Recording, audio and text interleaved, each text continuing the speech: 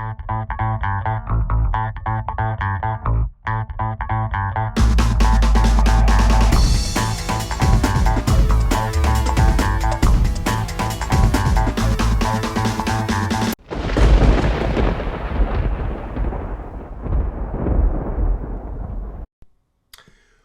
I and welcome on the Volley TV. This is Geordieland 1892.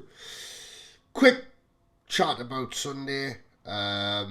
Newcastle United taking on Tottenham Hotspur at St James's Park there on Sunday, and it was our first game under our new owners. No more Mike Ashley. The shadow, the massive shadow, has gone, and you could see it on everybody's faces outside the ground before the game. Absolute carnival atmosphere, a festival, a party, and in reality everybody was kind of hoping that we might get 3 points, our first 3 points of the season, but it didn't happen. We haven't won this season in all competitions, but patience, we had patience waiting for the takeover to happen. Bit too many, really. But, it happened and it came out of the blue. There's obviously a lot of work for the new owners to do. Massive amount of work. I think even for them it came so quickly. And I think they're probably, in awe of this huge task that they have all of a sudden to deal with. Obviously, Steve Bruce did not get the sack, as many YouTubers reported. No, they allowed him to stay in charge for what was his 1000th managerial game. Not with Newcastle. He's managed about 20 teams through his time. But anyway, he got his 1000th football match, managerial football match, and it didn't go too well, really. Obviously, on the point of Steve Bruce, I think they're just keeping him there at the moment to steady the ship. I mean, he's not really steadied the ship, has he? So far, but I think with a bit of patience, you know what I mean, they're looking for the right person to come in and take his place, and I think we have to be patient. We were very patient considering the takeover, and eventually it came through, and I think we've just got to put a bit more patience and a bit more thought into what's going to happen in the future. I honestly think we will move leaps and bounds, and the thing is that there's hope at Newcastle United now. There's hope, and I think things will move along. Obviously, like I say, it just kind of came out of the blue, the takeover, didn't it?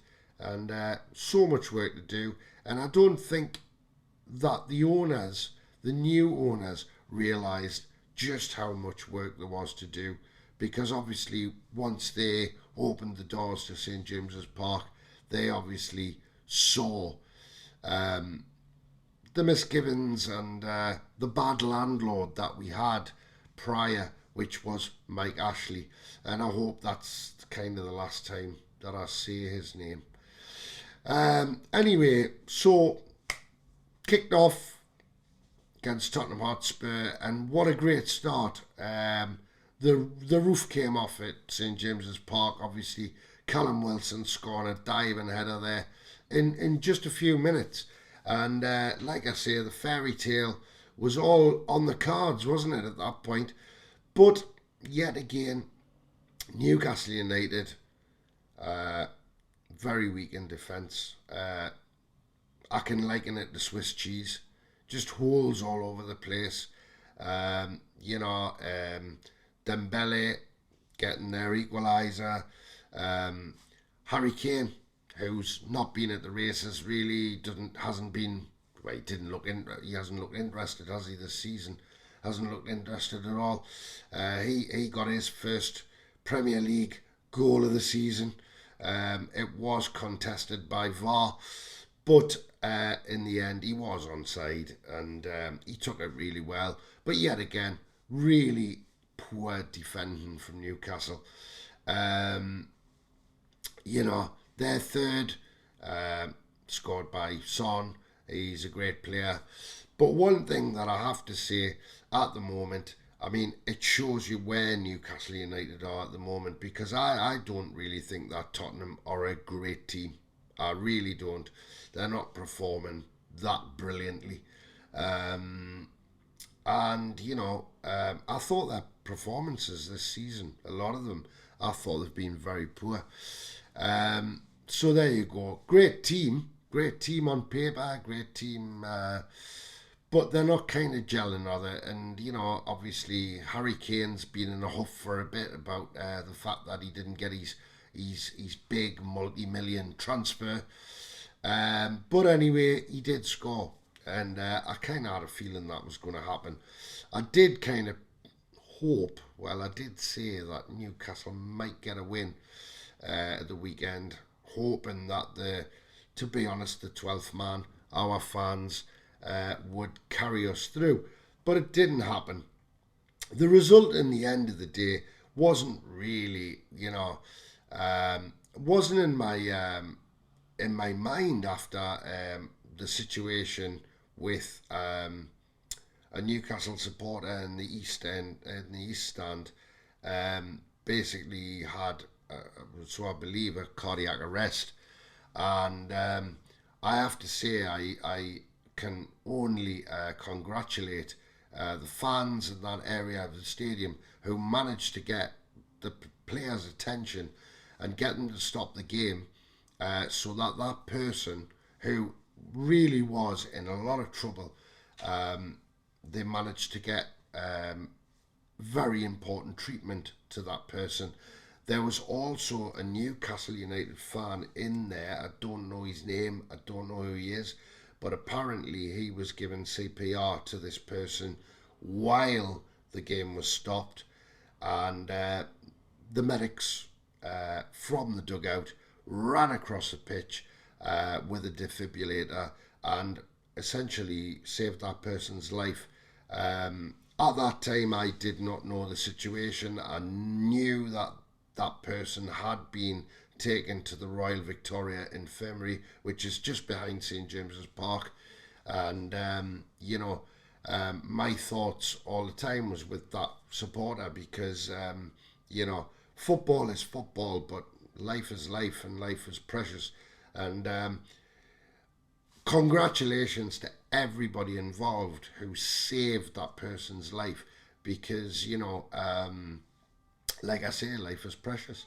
And that person, he or she, I really don't know, is now stable and recovering in hospital. And that, for me, was the greatest result of the day, to be fair.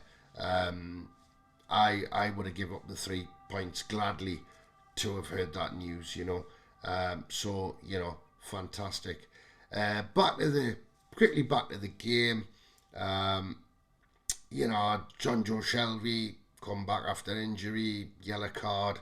Then he makes a stupid challenge. I know the lad's away, but he just kicks out at him and he gets sent off. And you don't want to be seeing that. It's just never mind. So anyway, all around, no points, no win. But St James's Park was back with the energy, the atmosphere was fantastic, and we can look forward to more of the same in the future. Just imagine when we start, when we really start playing a bit better.